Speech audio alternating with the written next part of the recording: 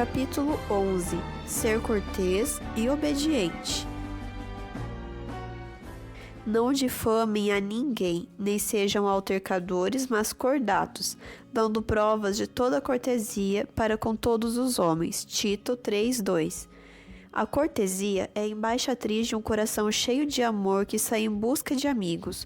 Uma pessoa cortês é como um lar amigo que possui arredores agradáveis e bela mobília, como um delicioso bolo coberto de glacê, como um semblante cálido e cheio de sorrisos. Um juvenil que é cortês para com os outros, é respeitado por eles e é reconhecido como pessoa íntegra e correta.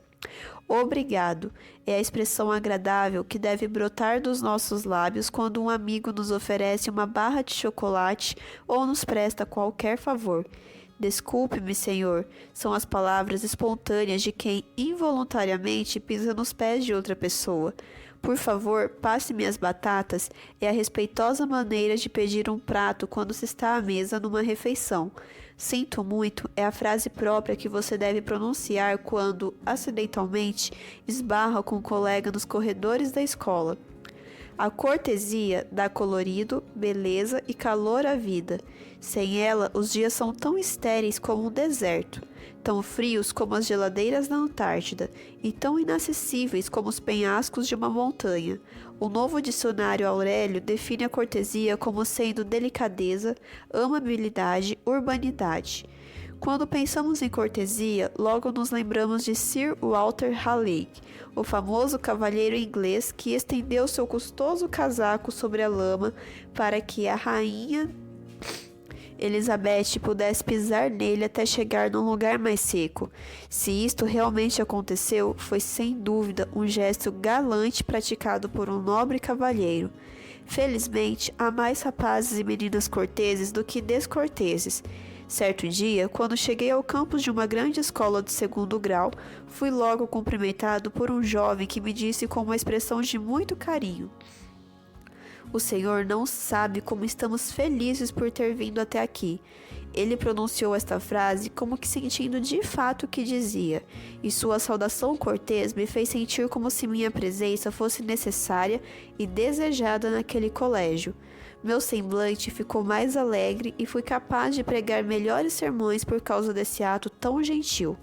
Numa tarde, quando visitava um colégio cristão, uma amável jovem procurou-me durante a hora de aconselhamento. Ela era muito viva e animada, e quando atravessou a sala em que eu estava e se aproximou de mim, já podia ver que não tinha problema algum. Seu semblante se iluminava como se fosse uma lâmpada. Ela sentou-se ao meu lado no sofá, sorriu de maneira muito graciosa e me disse: "Na realidade, não tenho problema algum, pastor, mas vim aqui apenas para lhe dizer que estou gostando muito da semana de oração. Senti-me como se tivesse mergulhado numa refrescante brisa de primavera." Cortesia é aquele pequeno calor extra que você irradia para dentro da vida e que aquece o caminho frio pelo qual a humanidade tem de passar. O calor precisa ser produzido, mas quando Cristo está no coração de uma pessoa, há abundância dele. O calor espiritual nos dá a energia de que necessitamos para andar a segunda milha, a milha da cortesia. É preciso haver esforço para isto, mas vale a pena. A cortesia retribui com os grandes dividendos que tanto você como os outros recebem quando são tocados pela bondade da vida de alguém. Alguns jovens são descorteses. Por quê? Já parou para pensar nisso? A razão pode ser um lar dividido em que a mãe teme a Deus e o pai não, ou vice-versa.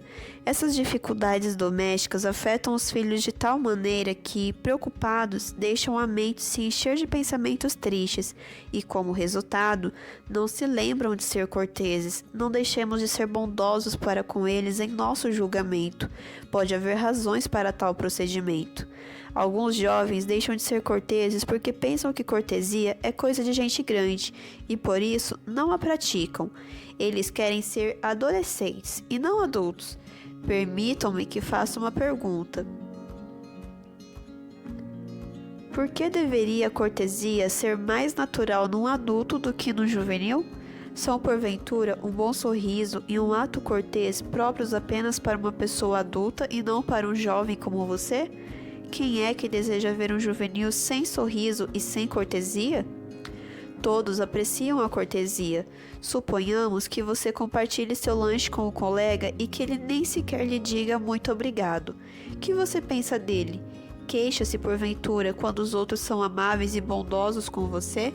Sem dúvida que não. Muito ao contrário, você gosta e bastante disso. A cortesia deve ser posta em prática em todas as idades, tanto por adultos como por jovens. Conheci rapazes e meninas que diziam, se não com palavras, pelo menos com atos, que ser cortês é ser pedante. É mesmo? Para o que precisamos ter mais coragem? Para resmungar e entortar o nariz ou para dizer sorridente muito obrigado? Deixo este assunto com você, para que resolva por si mesmo. Não resta dúvida de que é preciso esforço para ser gentil. Alguns jovens são preguiçosos demais para serem simpáticos. Os condutores de ônibus e as aeromoças dos aviões percebem muito bem que as pessoas desejam ser agradáveis, mas são preguiçosas para isto. Não querendo fazer qualquer esforço, deixam de pôr em prática o que os próprios sentimentos lhes segredam. O maior obstáculo, porém, para ser cortês e cristão é o medo daquilo que os companheiros de turma vão pensar. Ser cortês e educado quando a turma chama os que assim procedem de metidos, florzinhas e caretas é uma demonstração de coragem. Ficar de cabeça e ombros erguidos acima da multidão e agir corretamente enquanto os outros se assentam no banco, no escárnio e ficam zombando de você é realmente um ato de heroísmo. Quem é mais importante, a turma ou Deus? De quem você recebe ordens, da turma ou de Deus? Quem conhece melhor as coisas, a turma ou Deus? Seja sempre cortês e proceda corretamente, pouco se importando com o que a multidão diga ou pense, mesmo se o desordeiro da turma receber a incumbência de liquidar com você. Não se dobre, mas continue sendo cortês e semelhante a Cristo. Um dia, o filho de um evangelista cantou um solo na tenda onde seu pai pregava, e uma pequena multidão de meninos briguentos se juntou atrás dela. No fim da reunião, todos rodearam o rapazinho que cantara, e um deles lhe disse com escárnio: "Você é um covarde." "Não," respondeu Paulo, o pequeno cantor, "não sou covarde, eu sempre canto para meu pai." "Mas você é covarde," repetiu o chefe da turma. "Vem aqui fora e eu vou provar isso a você." Mal acabou as palavras, saiu e a turma forçou o cantor a ir para uma tenda pequena que havia ao lado, onde o valentão o esperava. "Agora, apronte seus punhos e venha brigar," disse o fanfarrão.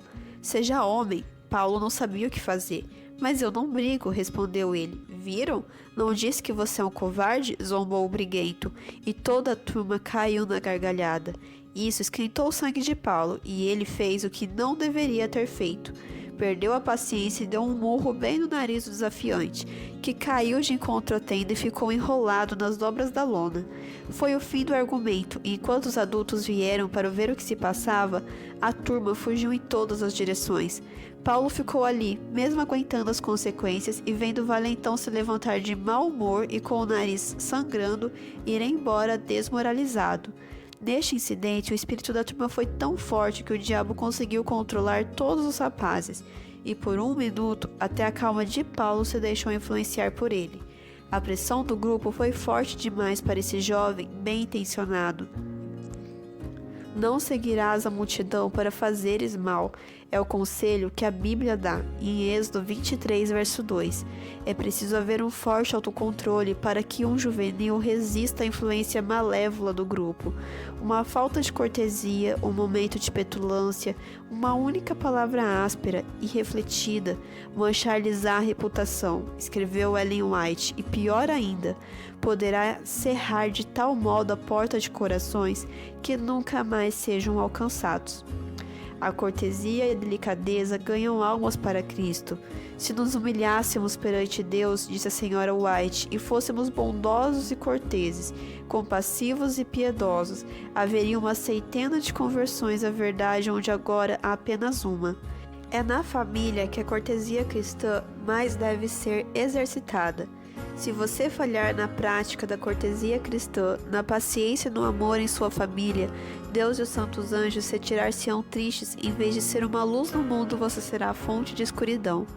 Seria bom se nos lembrássemos sempre de que a maneira como nos conduzimos fora de casa revela o tipo de vida que levamos dentro dela.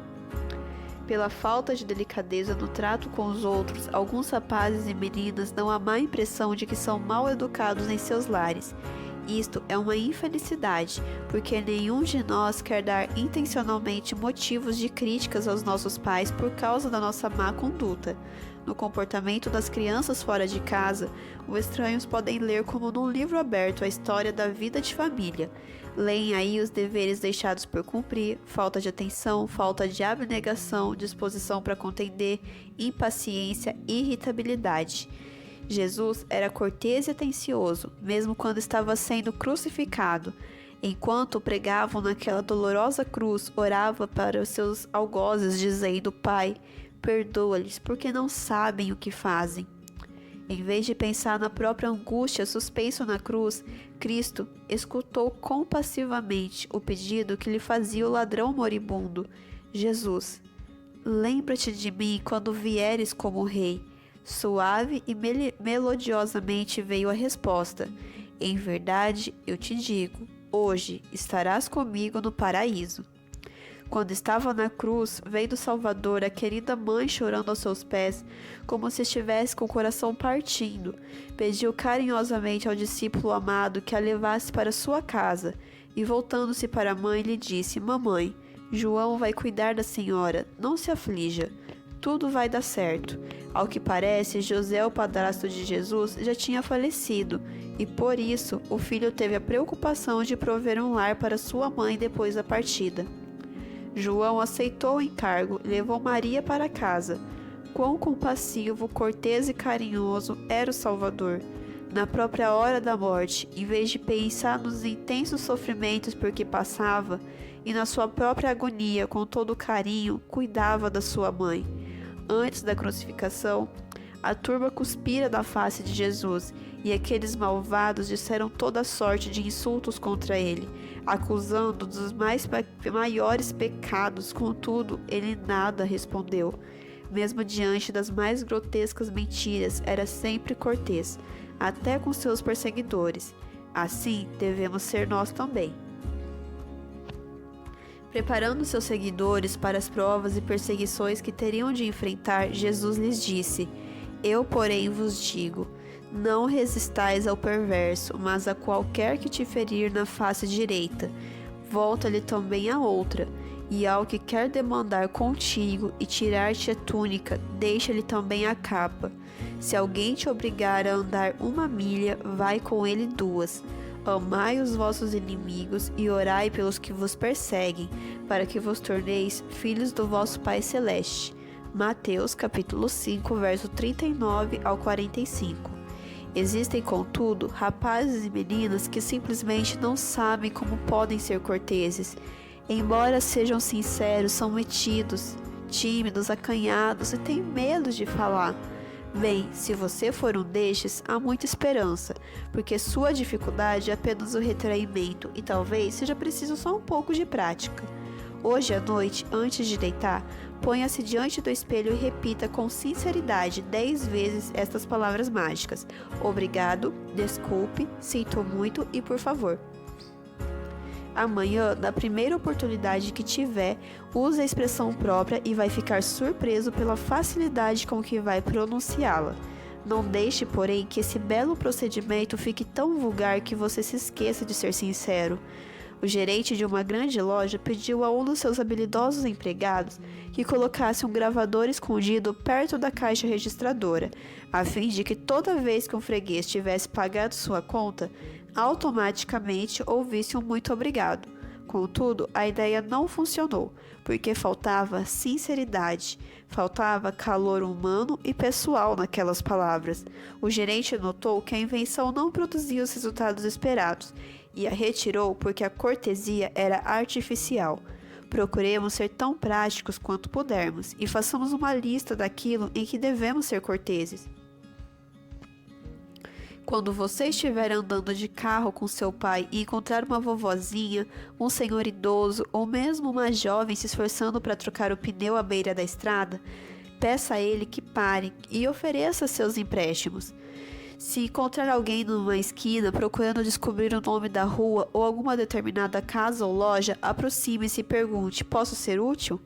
Na próxima vez em que andar de ônibus e notar que uma mulher ou idoso está em pé, ofereça-lhe seu lugar, porque é mais fácil para você ficar em pé do que para eles. Diga-lhe: use meu assento, ou simplesmente: assente-se, por favor. Quando você for à escola amanhã cedo e encontrar o diretor ou um dos professores na calçada da rua, diga-lhe com um sorriso agradável: bom dia, professor. Todos eles têm suas grandes responsabilidades e preocupações, e tal saudação vai contribuir para aliviar-lhes a carga. Na próxima vez que andar na rua com sua mãe ou irmã, tome o lado do meio-fio da calçada para lhe servir de proteção contra qualquer carro que passar. Quando sair de um elevador ou quando receber qualquer coisa, agradeça sempre, dizendo um cordial muito obrigado. A expressão por favor é simplesmente mágica e use-a sempre que pedir algo à mesa. Lembre-se de que as boas maneiras são a marca registrada de um bom lar. Um semblante alegre reflete alegria e um sorriso anda uma milha a mais. Tudo isto fará com que a face dos outros brilhe e, como o sol, dissipe a escuridão provocada pelas negras nuvens da vida. Sabia você que em inglês a língua do autor deste livro, a palavra sorrisos, smiles, pronuncia-se smiles? É a mais comprida? Existe uma milha, mile, entre a primeira e a última letra. Você pode e deve ser cortês na escolha do vestuário. Lembre-se de que um mau tipo de roupa até ofende os outros. Você não gostaria de ir à igreja com essas roupas chamadas modernas e esportivas, não é? Quando for jantar na casa de um amigo, certifique-se de que suas roupas estejam limpas e bem passadas, e que seus cabelos estejam bem penteados. Não se vista de qualquer jeito. Se você é pobre e raramente ganha roupas novas, há mais razão ainda para conservar limpas as que tem. Ninguém ficará ofendido se você for andar asseado. A cortesia paga grandes dividendos. Um cidadão da Pensilvânia voltava de ônibus do trabalho para casa, quando o motorista parou a fim de ajudar uma ambulância que estava encalhada na neve. Imediatamente, vários outros passageiros o acompanharam, inclusive o nosso cidadão, e todos saltaram para o frio lá de fora, tratando de desencalhar o veículo o mais rapidamente possível, especialmente quando lhes foi dito que levava uma pessoa para o hospital. Chegando em casa, o cidadão soube que a pessoa da ambulância era a própria esposa. Correu depressa para lá e, ao chegar, soube que era pai de um lindo garoto. Portanto, vale a pena ser cortês, não é? Isto faz lembrar uma frase que há em muitas estradas: dirija com cuidado, a vida que você salvar pode ser a sua própria. Certo dia, a mãe disse o seguinte para sua filha de 10 anos: escute, querida, tome este ramalhete de flores e o leve para Dona Maria, aquela boa vovozinha que mora lá no fim da rua. A menina fez o que a mãe mandou, e ao voltar, esta lhe disse: agora, filhinha, cheire suas mãos. A menina cheirou e notou que elas ainda estavam com o perfume das flores que levara. A mãe aproveitou a oportunidade para chamar a atenção da menina ao fato de que as flores sempre deixam seu perfume nas mãos de quem as dá. Isso acontece também na vida. Cada ato de bondade que praticamos faz de nós uma pessoa mais perfumada. Cada ato nosso de cortesia é a dádiva de uma flor que deixa em nós mesmos a fragrância da bondade. Um rapaz ou menina cortês é também obediente, porque cortesia é sinônimo de respeito e consideração. Assim, respeitando seus pais, você vai obedecer-lhes. Respeitando seus pais, você vai obedecer às suas leis. E amando e respeitando a Deus, você vai também obedecer à sua lei e guardar a lei e o voto do desbravador. A grande necessidade da igreja de hoje é a fiel obediência dos seus membros a Cristo e uma vida apegada conscientemente às suas crenças. Roberto Speer, um bem conhecido missionário protestante, disse o seguinte: depois de liderar e trabalhar durante 30 anos, cheguei à conclusão e à convicção de que o maior problema missionário da igreja são exatamente as falhas dos cristãos que não vivem à altura da sua profissão de fé. Um rabino judeu exclamou o seguinte: os judeus rejeitaram a Cristo e os cristãos o desgraçaram. Mahatma Gandhi, o grande líder indiano, poderia ter sido cristão se tivesse visto mais cristianismo na vida dos que dizem que vivem para seu Senhor. Permitam-me fazer uma ilustração. O mandamento de Deus diz: não matarás. E, no entanto, a longa e cruel história da humanidade foi escrita com sangue. Uma classe do Jardim da Infância de uma escola de Nova York escreveu uma carta a respeito desse assunto para Warren Hastings, o representante dos Estados Unidos nas Nações Unidas. As crianças haviam aprendido que o ódio e a guerra são contrários à lei de Deus, e a carta dizia o seguinte: fazer guerra é brigar. As pessoas se odeiam e tiram a roupa dos outros. Elas deveriam pensar em não fazer guerra.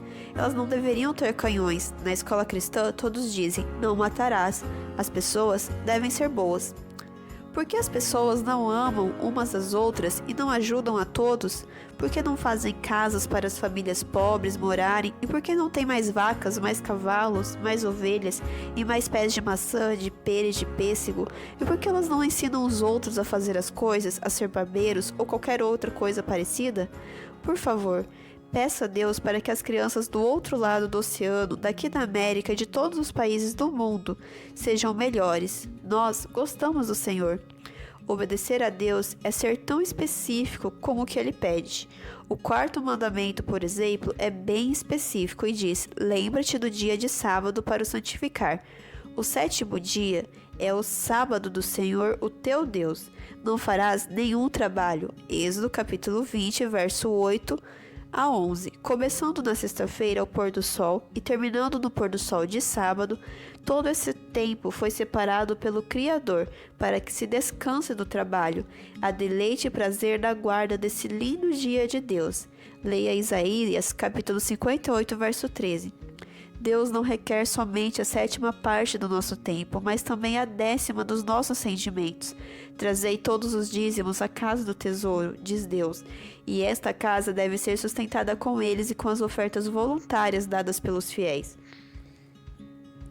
O dízimo representa 1 centavo de cada 10. Uma meninazinha que havia ganhado uma moeda de 10 centavos e que aprendera o princípio cristão de dizimar, pediu ao pai que a trocasse por 10 de 1 centavo.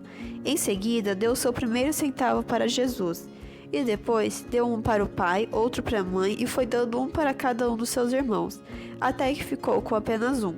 Olhando para a moedinha que sobrou, a pequena resolveu também dá-la para Jesus, assim como fizera com a primeira. Quando sua mãe lhe perguntou por que estava dando tudo, pois que Deus não pede tal coisa de nós, ela respondeu: o primeiro centavo já pertencia a Deus, e o último eu quis dar de oferta. De graça ele havia recebido tudo aquilo de Jesus, e de graça lhe devolvia. Um índio norte-americano tinha uma nota de $2 e pediu ao pastor que a trocasse por 2 de 1. Me dá 2 notas de $1, disse ele, e o pastor o atendeu perguntando por que as queria. Índio quer 2 notas, disse ele, para dar uma e a esposa dar outra para Deus. Quando na conversa o pastor descobriu que essas 2 notas eram tudo que o índio possuía, resolveu explicar-lhe que Deus não pede tal coisa de nós. Isto é muito para se dar, concluiu o pastor. Depois de ouvir toda a explicação, o índio respondeu: isso pode ser muito para homem branco dar, mas não para índio e esposa que aprenderam o amor e misericórdia de Jesus Cristo, nosso Salvador. Em terras distantes, o evangelho é muito mais apreciado pelos novos conversos do que nas nossas. Um dia, uma moça oriental estava conversando com um rapaz da América do Norte, e este lhe perguntou: qual é a religião da maioria das pessoas do seu país? Budismo, foi a resposta. Bem, disse o rapaz, isso afinal de contas não tem muita importância, porque todas as religiões são a mesma coisa. Imediatamente, a jovem olhou para o rapaz e lhe disse: se você morasse no meu país, não diria tal coisa. Pessoalmente, vi que os séculos de superstição, de medo e de indiferença para com os problemas sociais fizeram com o meu povo. Precisamos da verdade do cristianismo e dos benefícios que resultam da sua prática. Quando me tornei cristã, isto custou algo para mim, e se sua religião lhe tivesse custado alguma coisa, você teria mais consciência da superioridade dela. Meu país precisa de Cristo. Quando o jovem chinês ou japonês se torna cristão, muitas vezes perde sua herança. Seus pais budistas ficam tão furiosos que o deserdam. Tornar-se cristão e particularmente adventista do sétimo dia pode significar a perda dos favores e da boa vontade dos pais e a perda de uma boa fortuna e propriedades. Já ouvi de pais mundanos que, contra a vontade dos seus filhos tementes a Deus, exigiram deles que tomassem bebidas alcoólicas, fumassem e os acompanhassem a teatros e cinemas. Negando-se a fazer essas coisas para não ofender a Deus, tal atitude foi interpretada como desobediência. Para os filhos, porém, obedecer a Deus era sua primeira lealdade naquilo que diz respeito ao que é bom e ao que é mal. Essa consciência de Deus do que ele pede é o que fez José um grande homem. Lembre-se de que, quando a esposa do seu senhor quis que ele praticasse um ato mau, não disse: "O que é que os outros vão dizer disso?", mas, reconhecendo que sua primeira responsabilidade era para com o céu e suas leis, exclamou: "Como, pois, cometeria eu tamanha maldade e pecaria contra Deus?" Gênesis 39, verso 9. Nesta vida, constantemente os cristãos têm de enfrentar problemas criados pelo conflito que há entre as leis e tradições humanas, e a lei divina dos 10 mandamentos que resume o princípio do Evangelho. Ellen White conta como no tempo em que Jesus era apenas uma criança em Nazaré, os rabis vieram um dia à sua casa e perguntaram por que não frequentava escolas rabínicas. Ele respondeu por si mesmo, dizendo que não podia ir aonde as leis de Deus eram anuladas pelas tradições dos homens. Suas respostas foram claras e se baseavam na Bíblia. Veja essa parte no livro Vida de Jesus, um livro em que Ellen White escreveu para os rapazes e as meninas. Jesus punha Deus como o primeiro, o último e o melhor de todas as coisas. Na natureza, os animais obedecem à voz do instinto. A migração e o voo dos pássaros ilustram o cuidado que Deus tem pelas suas criaturas. O único ser vivo que não obedece a Deus é o homem, embora seja ele a mais elevada de todas as criaturas. Que maravilhosa lição podemos aprender dos mudos animais e dos pássaros. Nos dias 6 e 7 de março de 1962, uma das mais terríveis tempestades que já desabaram sobre a costa atlântica dos Estados Unidos varreu todo o litoral, desde Long Island, em Nova York, até Miami Beach, na Flórida. E um dos lugares mais atingidos foi uma ilha chamada Chicontag, nas costas dos estados de Virgínia. Centenas de pessoas abandonaram a ilha tão logo puderam e foram buscar mais segurança no continente. O Sunday Star, um jornal norte-americano, publicou uma reportagem sobre um cão que se recusou a deixar a casa do dono, que ficava na rua principal, e a ilustrou com uma foto em que o animal aparecia vigiando à frente do prédio destruído. Nada havia ao redor do cachorro senão um tambor de 200 litros, com lixo e um grande montão de madeira quebrada. O quadro era desolador e de uma realidade fria e implacável, mas a fidelidade daquele cão que se recusou a abandonar a casa do dono aqueceu meu coração. Os atos praticados por esses animais nos ensinam lições extraordinárias de fidelidade, obediência e confiança. Os filhos de Deus devem deixar que o Espírito Santo os controle, porque ele atua de tal maneira nos corações e mentes receptivos que a vontade deles fica do lado da obediência, da fé e da ação. Hoje, existem inúmeros aparelhos sofisticados como celulares e computadores que permitem comunicação imediata. Pois bem, Deus sabe qual é o nosso número e procura sempre estar em contato conosco através do Espírito Santo. Ele deseja que obedeçamos à voz da consciência e que estejamos sempre em contato com a central do céu. Quando obedecemos a Deus e às suas leis, sua graça flui através da nossa vida. Rapazes e meninas, sejam corteses e obedientes, porque essas qualidades fazem parte integrante da lei do desbravador.